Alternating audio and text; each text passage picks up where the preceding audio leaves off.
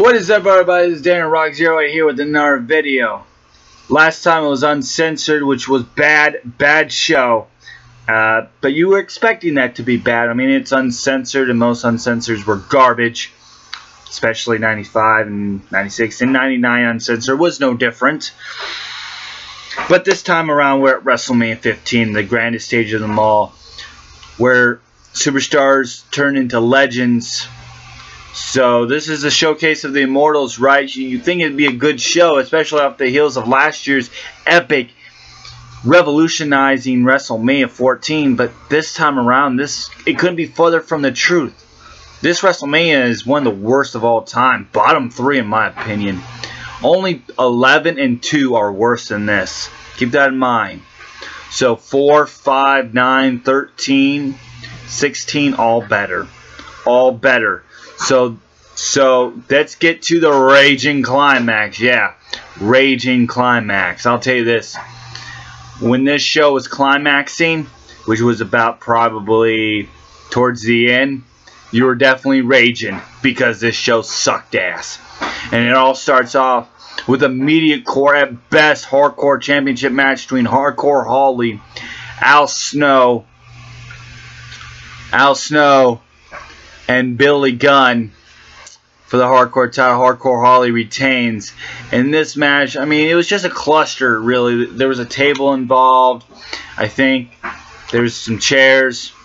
It had the elements of being a hardcore title match caliber. It had the elements to be fun and exciting and entertaining. And honestly, the biggest pop it got was when Al Snow whipped out a fucking hockey stick. That's it. So, and then there was a Flyers chant going on. That was about it. This match was bleh, immediate core. 2 stars. 4 out of 10. Moving on to a hilarious mindfuck of a tag team booking with Owen Hart and Jeff Jarrett defeating D'Lo Brown and Test. What a combination. First off, team up with Owen Hart. You strike gold every single time. You tag team up with D'Lo or Test, doesn't work out for you, especially if you're Test or D'Lo. This was just a garbage tag team. I don't understand why they put D'Lo and Test together. And then the whole thing about D'Lo and Test, they won a Battle Royale. The last 2 that were left standing in the ring teamed up together, and they took on the tag team champions. Just garbage. 1 star, 2 out of 10. Don't understand it. Whatever. Moving on to the funniest goddamn thing going on. It's the Brawl for All boxing match between Butterbean and Bart Gunn. I'll tell you what. God damn. There are these blunders in wrestling. There's blunders in wrestling, and this is the cream of the crop. This is the cream of the shit of all blunders. This is bad. Brawl for All. The whole Brawl for All thing is basically you had wrestlers going out there, shoot, fighting, boxing, right? You put boxing gloves on them, they would box each other. Godfather was in it. Dr. Death was supposed to win. Bart Gunn knocks his ass out in the last round. Bradshaw was in. There was a couple of guys in there. It was just blunders. So basically, you take something that people think is fake, and you put them in the ring and doing a real sport, and we're supposed to buy it. It's real, right? The fans, we're okay with it being fake because it's scripted to us. Now you're going in there, putting gloves on the wrestlers, and actually trying to make us think that they're really boxing each other, which they are, but to the fans, we're not going to think that. We think it's scripted, but this whole Brawl for All was legitimate. So here comes Bart Gunn, and his reward was to face Butterbean. He didn't get a chance in hell. And guess what? Butterbean knocked his ass out in about 30 seconds. I want to give it points, but just because the blunder that was the Brawl for All. Everything.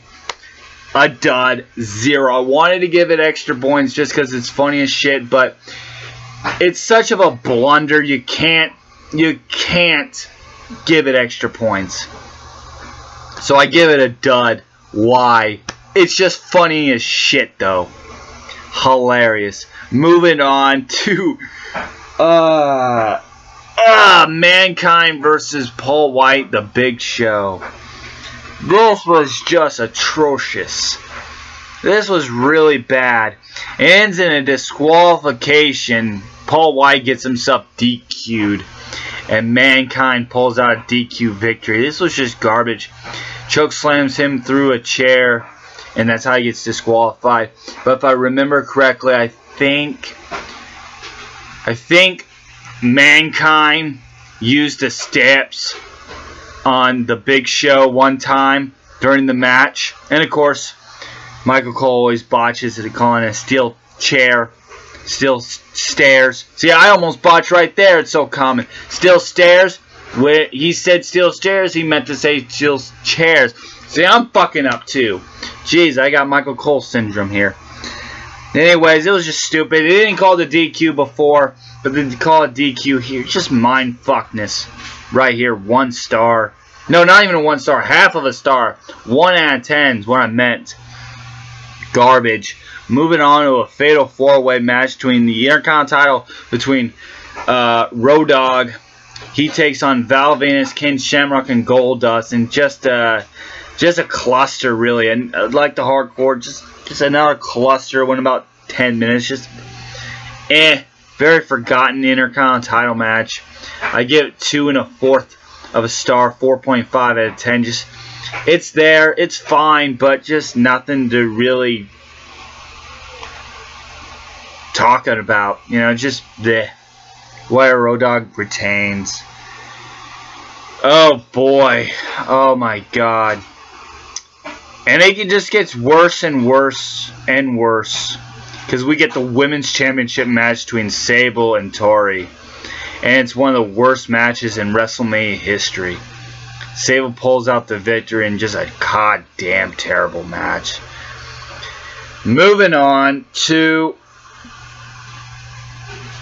another mind fuck of a match here. It's not bad, but the booking's just terrible, awful shit. It's Triple H versus Kane here. Triple H beats Kane, right? So, before this all went down, you had Chyna. Chyna turns on Triple H in D-Generation X, right? She turns on DX to join the corporation. Actually, she doesn't actually join the corporation. She just joins Kane. Which, by the way, Kane is a part of the corporation. However, he's in it, but he's only in the corporation because they threatened to put him in the insane asylum if he didn't. So really, Kane is a good guy. So Chyna turns heel, joins Kane, who's face, who's in the heel corporation. Yeah, so she turned heel. During this whole match, before it even started though, Chyna gets blinded by fire because of Kane. Kane shows compassion, so he turns face on a heel Chyna now. So during this match now, Chyna turns heel on a face heel Kane, and then rejoins D-Generation X. So basically, Chyna turned heel on DX, joined the corporation, and then turned face and rejoined D-Generation X. Okay, fine. 4.5 no, just a 4 out of 10. Just because it was bad mindfuckness. Chyna cost Kane the match. Even though Kane's supposed to be on the corporation, he's supposed to be a bad guy, but he gets sympathy because you know, like I said, if he didn't join the corporation, he'd be in the insane asylum. So technically, he's a good guy. Whatever. And then we get the European title match, and this was a very fun match. Shane McMahon defeats Xpac and is the European champion. This was a fun, good match. 6.5 out of 10. But then towards the finish, mindfuckness continues as Triple H and Chyna turns on Xpac and then rejoins the corporation. So here you have China turns heel on D-Generation X, joins Kane, who's a good guy, and the corporation.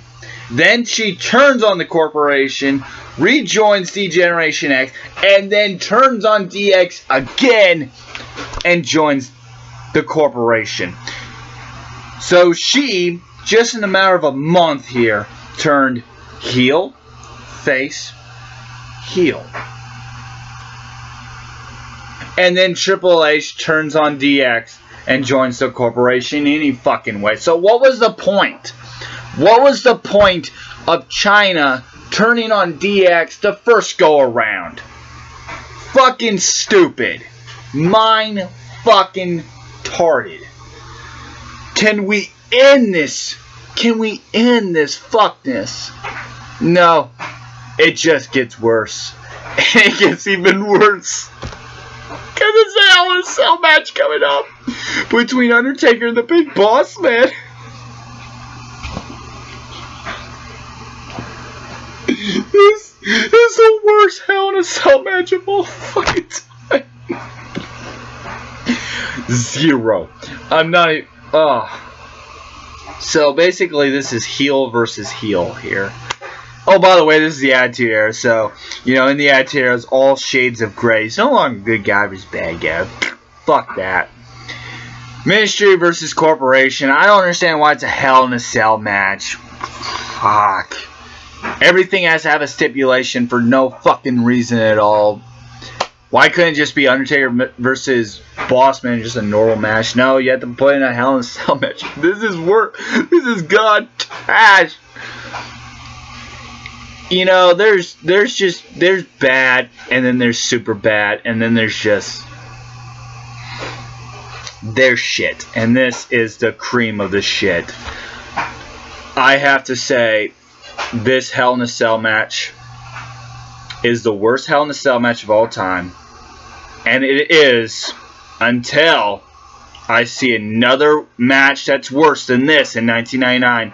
This is the worst match in 1999 so far. So far, Undertaker Bossman takes the shit. Takes the cake of shit. And what is that cake? Well, it's a big pile of shit. It's icing. It's piss. And there you have shit piss cake. Oh, God. So after eating that shit piss cake, whatever, we finally get something good, and it's the main event, The Rock versus Stone Cold Steve Austin. It's the biggest main event in WrestleMania history, or at least at that time.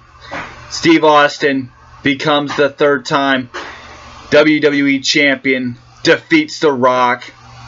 All is well with the world. Even though this was shit before, this was great. Ends on a great match.